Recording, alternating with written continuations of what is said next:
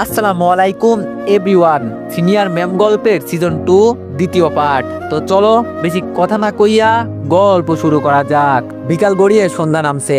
আকাশ ভাইয়া আমার রুমে ঢুকে বললেন, রেডি হও ভাইয়া, চলো হাসপাতালে যাই, ডাক্তারের রিপোর্ট শুনে আসি, তোমার ম্যামের কি অবস্থা।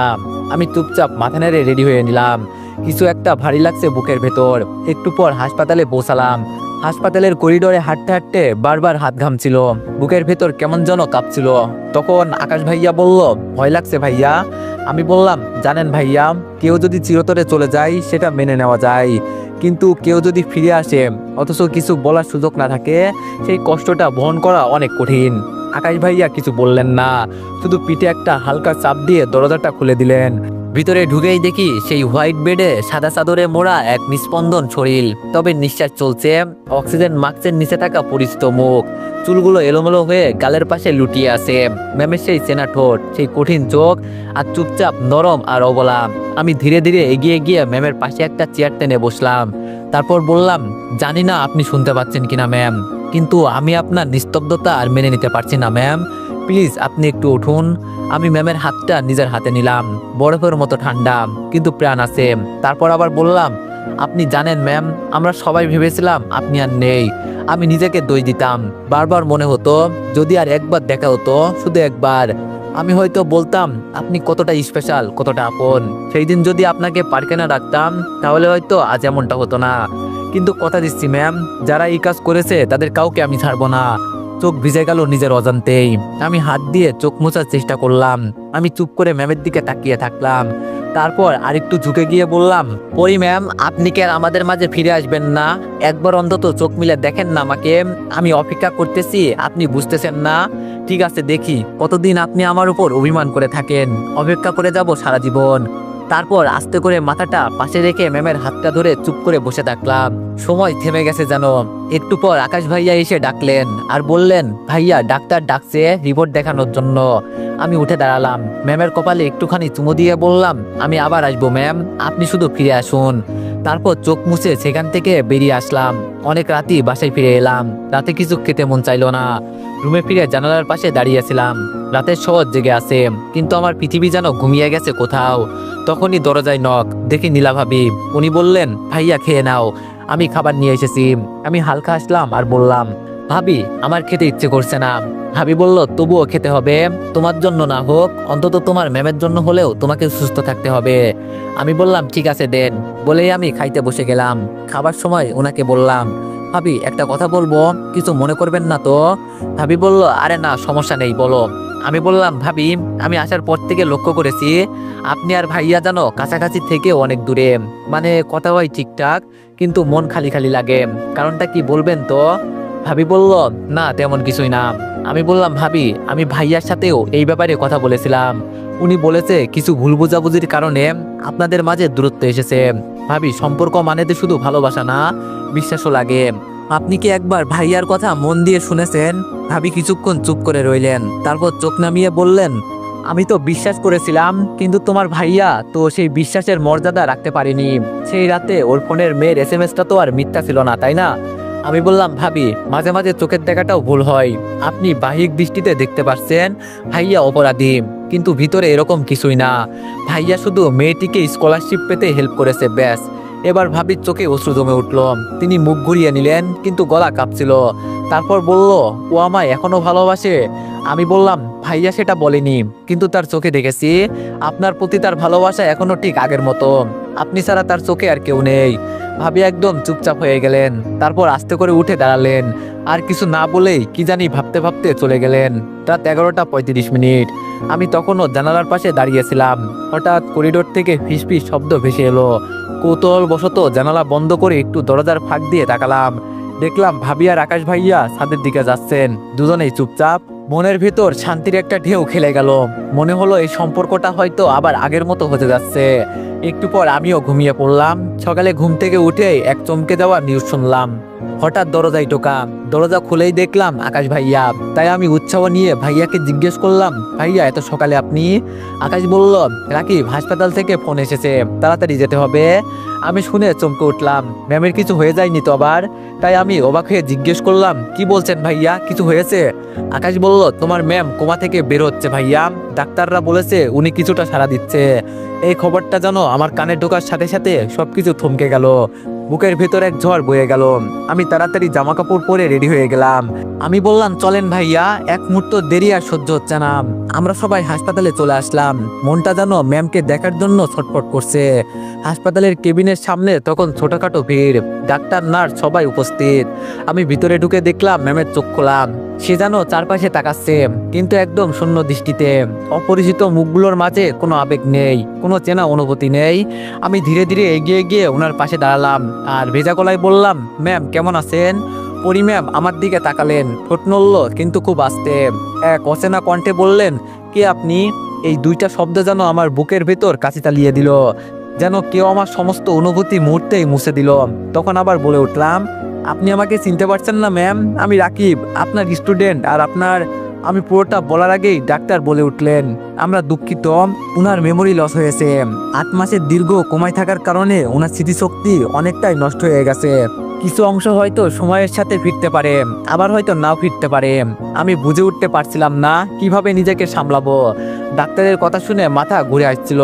আমি চেয়ারে ধপ করে বসে পড়লাম, মাথা নিচু করে কান্না আটকানোর চেষ্টা করলাম, কিন্তু মোটেও আটকাতে পারলাম না। আমি নিজেই ফিসফিস করে বলে উঠলাম, আপনি যদি আমায় ভুলেই যান তাহলে আমি আর কার চোখে নিজের অস্তিত্ব খুঁজবো ম্যাম? কার চোখে? পরি ম্যাম আমার দিকে তাকিয়ে শুধু বললেন, আপনি কাঁদছেন কেন? ম্যামের কথা শুনে আমি চোখ মুছলাম, তারপর হালকা হাসির ভান করে বললাম, কারণ কেউ একজন ছিল যে আমার চোখে নিজের স্বপ্ন খুঁজে পেয়েছিল, আর সেই চোখ এখন আমায় চেনে না। ম্যাম আমাকে আবার বললেন, কি বলছেন? কিছুই বুঝলাম না। আর তখনই ডাক্তার এসে বললেন, কিছুক্ষণের জন্য সবাইকে বাইরে যেতে হবে, ম্যামকে ওষুধ দিতে হবে। আমি উঠে দাঁড়ালাম। আকাশ ভাইয়া আমাকে ধরে হাসপাতালের করিডোরে নিয়ে আসলেন। আমি একা দাঁড়িয়েছিলাম, পাশে এসে দাঁড়ালেন আকাশ ভাইয়া, ওনার চোখেও জল। আকাশ ভাইয়া বললেন, ভাইয়া হাল ছেড়ো না, তো অবশ্যই চিনবে তোমাকে, সময় লাগবে কিন্তু চিনবেই। আমি চোখের পানি মুছতে মুছতে বললাম, আমি সারা জীবন অপেক্ষা করব ভাইয়া, যতদিন লাগে, যতটা কষ্টই হোক। কিছুক্ষণ পর এক নার্স এসে জানালো, উনি এখন বিশ্রামে আছেন, কেউ দেখা করতে পারবে না আজ আর। আমি আর আকাশ ভাইয়া বাইরে বেরিয়ে এলাম। বিকাল হয়ে গেছে, সূর্যটা একদম বিষণ্ণ মনে হলো আজ, যেন আমাকেই সান্ত্বনা দিচ্ছে, হাল ছেড়ো না রাকিব। সন্ধ্যায় সবাই বাসায় ফিরে এলাম। আমি একদম চুপচাপ হয়ে গেছি। ঘরে ঢুকে দরজা লাগিয়ে খাটের উপর বসে পড়লাম। দেখি ম্যামের ফোনটাও বিছানায় পড়ে আছে। ওনার ফোনটা হাতে নিলাম। ফোনটা খুলেই সেই পুরনো চ্যাটগুলো পড়তে থাকলাম। সব কথা যেন এখন ব্লেড হয়ে ছুরি চালাচ্ছে হৃদয়ে। ম্যামের গ্যালারিতে ঢুকলাম, হঠাৎ আমার চোখ আটকে গেল একটা ছবিতে। ম্যামের হাসি মুখ, এটাই তো সেই হাসি যার জন্য আমি পৃথিবীর সব কষ্ট নিতে পারি। আমি ঠিক করলাম, আমি এই হাসিটা ফিরিয়ে আনবো, আমার ভালোবাসা ফিরিয়ে আনবো। পরের দিন সকালে আমি একাই আবার হাসপাতালে গেলাম। নার্সকে অনুরোধ করে বললাম, কথা বলতে চাই ম্যামের সাথে। নার্স একটু দ্বিধায় পড়ে গেলেও পরে বলল, ঠিক আছে, কিন্তু খুব সাবধানে কথা বলবেন, ওনার মানসিক অবস্থাও এখন খুব ভালো না। আমি ধীরে ধীরে কেবিনে ঢুকলাম। পরি ম্যাম শুয়ে জানালার দিকে তাকিয়েছিলেন। আমি নরম গলায় ডাকলাম, ম্যাম। ম্যাম আমার দিকে তাকালেন, তারপর বললেন, আপনি আবার আসছেন? আমি বললাম, আসতেই হলো, আপনি যে এখানে। ম্যাম বলল, মানে? আমি বললাম, কিছু না, আজকে কেমন লাগছে? ম্যাম বলল, ভালো, কিন্তু মাথাটা একটু ব্যথা ধরে আছে। আমি বললাম, চিন্তা করবেন না ম্যাম, সব ঠিক হয়ে যাবে। ম্যাম বলল, কিন্তু আপনি কে? আমায় নিয়ে এত টেনশন করছেন কেন? আমি বললাম, আসলে ম্যাম, আমি... পুরো কথাটা বলার আগেই নার্সের কথা মনে পড়ে গেল, তাই বলতে গিয়েও থেমে গেলাম। তখন ম্যাম আবার বলল, কি হলো বলেন, আপনি কে? আমি বললাম, না কিছু না, আসলে আমি আপনার ফোন পাইছিলাম, এই ফোন দিয়ে আপনাকে বের করি, এভাবেই আপনাকে চিনি। এই নিন ম্যাম আপনার ফোন। বলেই আমি ম্যামকে ফোন এগিয়ে দিলাম। ম্যাম নিয়ে বলল, ও আচ্ছা, কিন্তু আমার কিছুই মনে পড়ছে না কেন, আমি কে, কি আমার পরিচয়? আমি বললাম, ম্যাম আপনি কোনো চিন্তা করবেন না, আমি আপনার পাশে সবসময় থাকবো, কিন্তু তার আগে আপনার সুস্থতা প্রয়োজন। ম্যাম আর কিছু বলল না। আস্তে আস্তে ম্যাম আমার সাথে স্বাভাবিকভাবেই মিশতে লাগলো। এখন আর আমাকে দেখে ভয় পাই না। কখনো কখনো জানালার বাইরে তাকিয়ে থাকেন, আবার কখনো চোখ বন্ধ করে শুয়েই থাকেন। আমি প্রতিদিনই যাই, তার পাশে বসে কিছুক্ষণ থাকি, মাঝে মধ্যে ফল কেটে দিই, ওষুধ খেতে বলি। একদিন দুপুরে ওষুধ খাইয়ে দিচ্ছিলাম, ম্যাম আমার দিকে তাকিয়ে হঠাৎ জিজ্ঞেস করলেন, আপনি এত কিছু করছেন কিন্তু কেন? আমি একটু হাসলাম, তারপর উত্তর দিলাম, কারণ আপনি অসুস্থ, আর আমি চাই আপনি দ্রুত ভালো হয়ে উঠুন। ম্যাম বলল, আপনি কি ডাক্তার? আমি বললাম, না, তবে আপনার খুব আপন কেউ বলা যায়। ম্যামের চোখে এক মুহূর্তের জন্য অদ্ভুত এক চিন্তার ছায়া খেলে গেল, কিন্তু কিছুই বললেন না। ওষুধ খেয়ে চুপচাপ জানালার দিকে তাকিয়ে থাকলেন। এভাবেই আরো কয়েকটা দিন কেটে গেল। পরি ম্যাম এখন অনেকটাই ভালো, হাঁটতে পারেন, নিজের কাজ নিজেই করতে পারেন। কিন্তু একটাই সমস্যা, স্মৃতিটা ড্যামেজ হয়ে গেছে।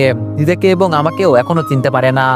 একদিন হাসপাতালে ম্যামের সামনে চেয়ারে বসে আছি, হঠাৎ আমি বললাম, ম্যাম আপনি তো এখন প্রায় সুস্থ, সো আপনি চাইলে মন ভালো রাখতে কিছুদিনের জন্য বাইরে ঘুরে আসতে পারেন। ম্যাম বলল, ঘুরে আসবো, কিন্তু কোথায়? আমি বললাম, বাংলাদেশ। ম্যাম বলল, বাংলাদেশ? আমি কি বাংলাদেশি? আমি বললাম, হ্যাঁ ম্যাম, আমি খোঁজ নিয়েছি, আপনার বাড়ি বাংলাদেশ। আপনি চাইলে আমি নিয়ে যেতে পারি আপনাকে। আমার বাড়িও বাংলাদেশ। পরিবেশ বদলালে আপনার মনের অবস্থাও আরো ভালো হবে। ম্যাম চুপচাপ কিছুক্ষণ ভাবলো, তারপর বলল, আমি জানি না কি করব। আমি বললাম, ম্যাম বিশ্বাস করুন, আমি আপনাকে ঠকাবো না। আপনি যদি চান আমি সব সময় আপনার পাশে থাকবো। আপনি ধীরে ধীরে সব মনেও করতে পারবেন। পরি ম্যাম চোখ নামিয়ে নিচের দিকে তাকিয়ে থাকলেন কিছুক্ষণ, তারপর ধীরে মাথা নাড়লেন। ম্যাম বলল, আচ্ছা ঠিক আছে, আমি যাব আপনার সঙ্গে। শুনে আমার বুকের ভেতরটা কেমন জানি করে উঠল, এক অপূর্ব অনুভূতি। আমি বললাম, ঠিক আছে ম্যাম, আমি সব কিছুর ব্যবস্থা করছি। বলেই সেই দিনের মতো আমি আকাশ ভাইয়ার বাসায় চলে গেলাম। ভাইয়াকে সব খুলে বললাম। উনি সব শুনে বললেন, খুব ভালো সিদ্ধান্ত নিয়েছো, দেশে গেলে হয়তো কিছু মনে পড়তে পারে। ঠিক আছে, তুমি চিন্তা করো না, আমি সব ব্যবস্থা করছি। আমি বললাম, থ্যাঙ্কস ভাইয়া। বলেই আমি রুমে চলে আসলাম। আব্বু আম্মুকে জানাতে হবে, তাই আমি আব্বু আম্মুকে ফোন করে দিলাম। কিছুক্ষণ পরে রিসিভ করলো। আসসালামু আলাইকুম। আব্বু বলল, ওয়ালাইকুম আসসালাম, কেমন আছিস বাবা? আমি বললাম, ভালো আছি, তোমরা কেমন আছো? আব্বু বলল, তোকে ছাড়া ভালো নেই আমরা, ওখানকার খবর কি? তারপর আমি উনাদের সবকিছু জানালাম। সবশেষে বললাম, ম্যাম আমাদের কাউকেই চিনতে পারছে না, উনার স্মৃতিশক্তি ড্যামেজ হয়েছে। আমি উনাকে বাংলাদেশ নিয়ে আসছি। আমি যেমন অভিনয় করছি, তোমরাও তার সাথে তেমনই করবে। ম্যামকে মানসিক চাপ দেওয়া হবে না, তুমি আন্টিকে বলে দিও। আম্মু কান্না মিশ্রিত কণ্ঠে বলল, আচ্ছা বলে দিব। তারপর আরো কিছুক্ষণ কথা বলে ফোন রেখে দিলাম। পরের দিন সকাল সকাল ঘুম ভেঙে গেল আজ। জানালার পর্দা সরিয়ে দেখি সূর্যের নরম আলো ছড়িয়ে আছে আকাশে। আজকের দিনটা অনেক গুরুত্বপূর্ণ। আজ পরি ম্যামকে নিয়ে বাংলাদেশ ফিরবো। একরাশ আশার আলো নিয়েই যেন দিনটা শুরু হলো। আমি তাড়াতাড়ি করে উঠে ফ্রেশ হয়ে বের হলাম। ডাইনিং টেবিলে আকাশ ভাইয়া বসে চা খাচ্ছেন, তাই আমি ওনাকে বললাম, ভাইয়া চলেন, দেরি না করে হাসপাতালে যাই। আকাশ বলল, হ্যাঁ চলো। আর শোনো ভাইয়া, আজকে বিকালে তোমাদের ফ্লাইট। আমি বললাম, এত তাড়াতাড়ি কেমনে ম্যানেজ করলেন ভাইয়া? আকাশ বলল, সেটা নিয়ে তোমাকে ভাবতে হবে না, আর আমি হাসপাতালেও কথা বলে রাখছি।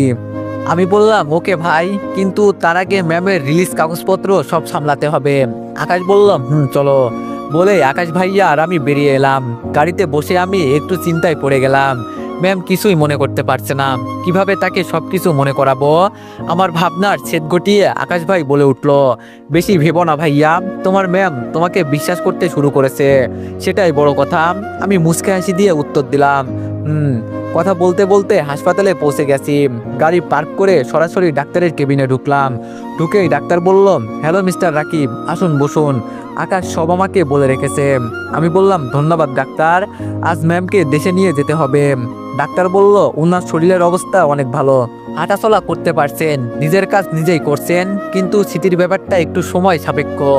আমি বললাম, আমি বুঝি, তাই আমি চাই ওনার মনটা একটু বদলাক, পরিচিত পরিবেশে থাকলে হয়তো কিছু মনে পড়তে পারে। ডাক্তার বলল, আপনি যে যত্ন নিচ্ছেন সেটা সত্যিই প্রশংসনীয়, তবে একটা অনুরোধ। আমি বললাম, জি বলেন। ডাক্তার বলল, উনি যেন কোনোভাবেই মানসিক চাপটা না পায়। আমি বললাম, নিশ্চিন্ত থাকুন ডাক্তার, আমি সবসময় ম্যামের পাশে থাকবো ধৈর্য নিয়ে। ডিসচার্জের কাগজপত্র সেরে আমরা ম্যামের রুমে গেলাম। উনি জানালার দিকে তাকিয়েছিলেন, আমার উপস্থিতি টের পেয়ে ফিরে তাকালেন। আমি বললাম, ম্যাম কেমন আছেন? ম্যাম বলল, আগের থেকে ভালো। আমি বললাম, গুড, তাহলে ম্যাম চলুন। ম্যাম বলল, কোথায় যাব? আমি বললাম, এমা কালই আপনাকে বললাম তো, আপনার নিজের দেশ বাংলাদেশ। ম্যাম বলল, বাংলাদেশ সেটা কেমন জায়গা? আমি বললাম, একদম আপনার মতোই সুন্দর, নরম আর মায়াময়। আমার কথা শুনে ম্যাম আমার দিকে তাকিয়ে আছে। আমি হুইল চেয়ারে বসিয়ে নিচে নিয়ে এলাম। গাড়িতে ওঠার আগে ম্যাম একটু থমকে দাঁড়ালেন আর বললেন, আমি কি সত্যিই বাংলাদেশের মানুষ? আমার তো কিছুই মনে পড়ে না। আমি বললাম, ওখানে গেলেই আপনি নিজেকে খুঁজে পাবেন ম্যাম, আমি আছি আপনার সাথে। তারপর ম্যাম গাড়িতে উঠলেন, আমিও ওনার সাথে উঠলাম। আকাশ ভাইয়া গাড়ি চালাচ্ছেন। আকাশ ভাইয়ার বাসায় পৌঁছে ম্যামের বসার ঘরে নিয়ে এলাম। ভাবি পানি আর হালকা খাবার নিয়ে এলেন। ভাবি বলল, কিছু খেয়ে নিন, আপনাকে দেখে খুব ভালো লাগছে। ম্যাম বলল, ধন্যবাদ। তারপর দুপুরের খাবার খেয়ে একটু বিশ্রাম নিয়ে আকাশ ভাইয়ার ফ্যামিলির থেকে বিদায় নিয়ে বিকালের দিকে আমরা এয়ারপোর্টের দিকে রওনা দিলাম। গাড়ি দিয়ে বাইরে তাকিয়ে দেখি সূর্যটা নিচের দিকে নামছে। এক অপূর্ব অনুভূতি বুকের মধ্যে। ম্যাম হঠাৎ বলে উঠল, আপনি কি সবসময় এরকম শান্ত থাকেন? আমি বললাম, না ম্যাম, শুধু আপনার সামনে আসলে শান্ত হয়ে যায়। ম্যাম বলল, আপনি খুব রহস্যময় মানুষ। আমি হেসে পাশ ফিরলাম, মনে মনে বললাম, আপনি তো আমার জীবনে সবচেয়ে রহস্যময় অধ্যায় ম্যাম। এয়ারপোর্টে পৌঁছে লাগেজ নামাচ্ছি, তখন আকাশ ভাইয়া এগিয়ে এলেন। আকাশ বলল, ভাইয়া আর কখনো দেখা হবে কিনা জানি না, তবুও তোমাকে বলবো ভালো থেকো, আর ওনার আরো ভালো করে খেয়াল রেখো। সেই দিন রাতের পর ভালোবাসার প্রকৃত মানে তোমার থেকেই শিখলাম ভাইয়া। আমি বললাম, ভাইয়া এগুলো কি বলছেন? উল্টো আপনার প্রতি আমি চিরকৃতজ্ঞ। আপনি না থাকলে হয়তো ওনাকে কখনো ফিরে পেতাম না। আকাশ বলল, দোয়া করছি তোমার ম্যাম যেন তোমার জীবনে চিরদিনের গল্প হয়ে যায়। বলেই আকাশ ভাইয়া আমাকে জড়িয়ে ধরে কেঁদে দিল। তারপর বলল, তোমার জায়গায় যদি আমি থাকতাম হয়তো এতটা সাহস কখনোই পেতাম না ভাইয়া। তুমি অনেক সাহসী একটা মানুষ। আমি বললাম, ভাইয়া আপনি আছেন বলেই আমি এত দূর আসতে পেরেছি, কৃতজ্ঞ থাকবো সারা জীবন। আকাশ বলল, ভালো থেকো ভাইয়া। আমি বললাম, জি আপনিও। বলেই শেষে একটা আলিঙ্গন করলাম। তারপর আমরা প্লেনের দিকে এগিয়ে গেলাম। পরি ম্যাম আমার পাশেই, চোখে মায়াবী এক অবাক দৃষ্টি। বোর্ডিং শেষে প্লেন যখন আকাশে উঠলো, জানালার পাশে বসা ম্যাম শান্তভাবে বাইরের আকাশের দিকে তাকিয়ে আছে। হঠাৎ ম্যাম বলে উঠল, প্রথমবার এতটা উপরে উঠেছি, খুব ভয় লাগছে। আমি বললাম, তাহলে আপনি চাইলে আমার হাত ধরে রাখতে পারেন ম্যাম। ম্যাম আর কোনো কথা না বলে শক্ত করে আমার হাতটা চেপে ধরলেন। ম্যামের হাতের নরম স্পর্শ পেয়ে আমার ভিতরটা শীতল হয়ে আসছে। কিছুক্ষণ পর আবার ম্যাম বলে উঠল, তোমার হাতটা ধরে আমার মনে হচ্ছে তুমি আমার অচেনা কেউ না। মাঝে মাঝে তোমাকে আমার অনেক স্পেশাল কেউ মনে হয়, কিন্তু কিছুই মনে করতে পারছি না। আমি ম্যামের কথা শুনে চমকে উঠলাম। তারপর আমার অন্য হাত ম্যামের হাতের উপর দিয়ে বললাম, চিন্তা করবেন না ম্যাম, ইনশাল্লাহ সব মনে পড়বে। আমি আছি আপনার পাশে। ম্যাম বলল, আপনি কি সবসময় আমার পাশে থাকবেন? আমি বললাম, যতদিন আপনি পাশে চেয়ে থাকবেন আমি ততদিন থাকবো ম্যাম, তার চেয়েও বেশি সময়ের জন্য থাকবো।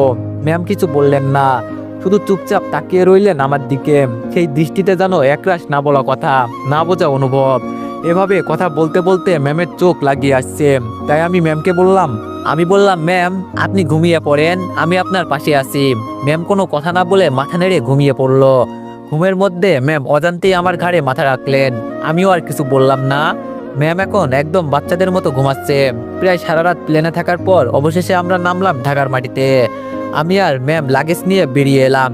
বাইরে গাড়ি দাঁড়িয়েছিল, আগেই ব্যবস্থা করে রেখেছিলাম।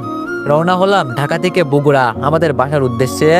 আরো 5 ঘন্টা জার্নি করার পর অবশেষে গাড়ি যখন বাড়ির গেট দিয়ে ঢুকলো, মনে হলো বুকটা কেমন যেন কেঁপে উঠলো। কতদিন পরে ফিরছি এখানে, সাথে সেই মানুষটা যাকে হারিয়ে ফেলেছিলাম 8 মাস আগে।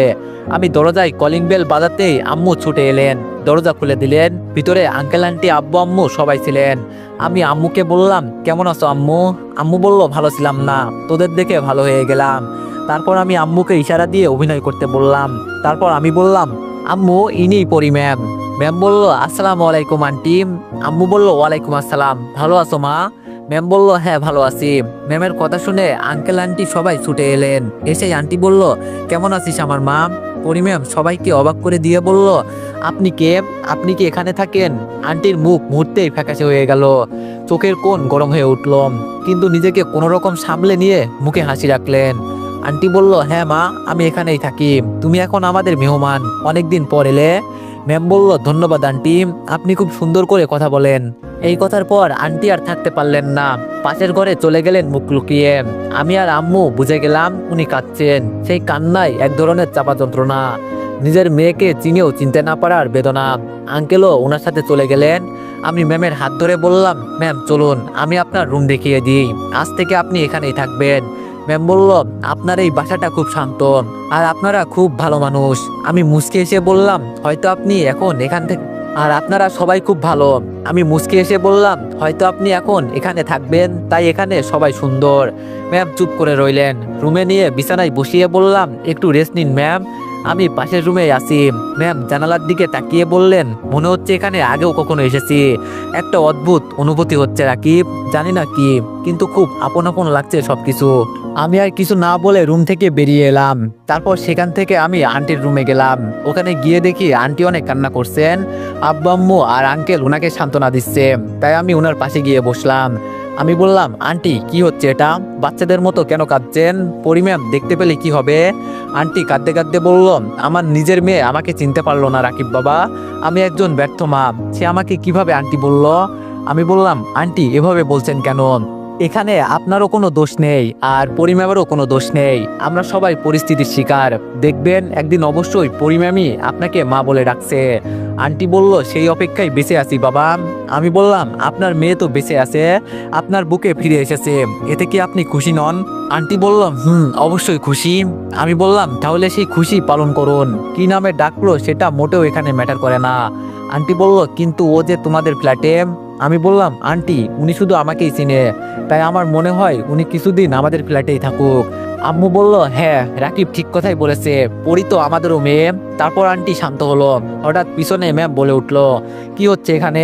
আমরা সবাই এক ঝটকায় পিছনে তাকালাম, দেখি দরজায় ম্যাম অবলা হয়ে দাঁড়িয়ে আছে। আমি বললাম, ম্যাম আপনি এখানে? আমি তো আপনাকে রেস্ট নিতে রুমে রেখে আসলাম। ম্যাম বলল, আসলে একা একা ভালো লাগছিল না, তাই বাড়িটা ঘুরে ঘুরে দেখছিলাম। তা আপনারা সবাই এখানে কি করছেন, আর উনি এমন করে কাঁদছেন কেন?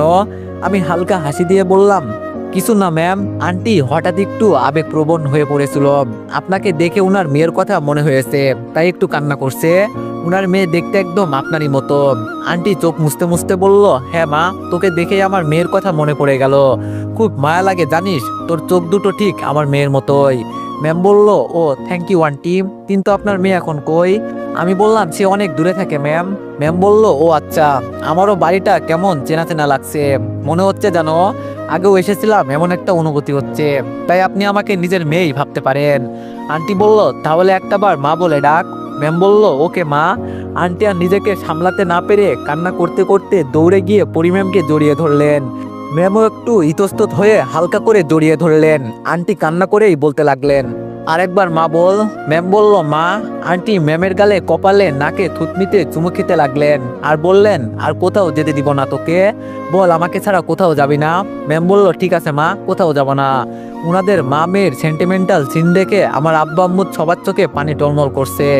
মায়েরা তাদের সন্তানদের জন্য সত্যি অনেক সেন্টিমেন্টাল হয়। যাই হোক, কিছুক্ষণ পর পরি ম্যামকে ছেড়ে দিল আন্টি। ম্যামকে আমি আবার তার নিজের রুমে দিয়ে আসলাম। তারপর আমি আমার রুমে চলে আসলাম, এসে গোসল করে ফ্রেশ হয়ে নিলাম। তারপর দুপুরে খাওয়ার জন্য ম্যামকে ডাকার জন্য তার রুমে যেতে লাগলাম। গিয়ে তো আমি নিজেই অবাক, কারণ আগেই আম্মু পরি ম্যামকে তুলে খাওয়াচ্ছেন। আমি আম্মুর দিকে তাকিয়ে একটু মজা করে বললাম, বা আম্মু, তোমার যে একটা ছেলে আছে সেটা তো ভুলেই গেছো। আম্মু আমার কথা শুনে একটু হেসে বলল, আরে তুই তো আমার রাজপুত্র, তোকে কে ভুলতে পারে? আমি বললাম, আম্মু তুমি যেভাবে খাইয়ে দিচ্ছ দেখে মনে হচ্ছে জানো ম্যামের জন্ম থেকেই তুমি ওর মা। আম্মু বলল, ওর খাওয়া হয়ে গেলে তোকেও খাওয়াবো, হয়েছে? আমি বললাম, হয়েছে। তারপর ম্যামকে খাওয়ানোর শেষে আম্মু আমাকেও খাইয়ে দিল। খেয়ে আমিও আমার রুমে চলে আসলাম। তারপরে একটু ঘুম দিলাম। ঘুম থেকে উঠে ফ্রেশ হয়ে ম্যামের খবর নিতে নিচে চলে আসলাম। এসে দেখি ম্যামও শুয়ে আছে, তাই আমি আবার পিছন ঘুরে আসতে লাগলাম। হঠাৎ আমি ম্যামের মুখ থেকে শুনতে পেলাম পিচ্চি স্বপ্নচারীটা। আমি সাথে সাথে চোখ বড় বড় করে পিছনে এক ঝটকায় তাকাতেই আর দেখতে পেলাম যে, তো এভরিওয়ান, নেক্সট পার্টের জন্য সবাই একটু বেশি বেশি লাইক আর কমেন্ট করে দিও। ধন্যবাদ।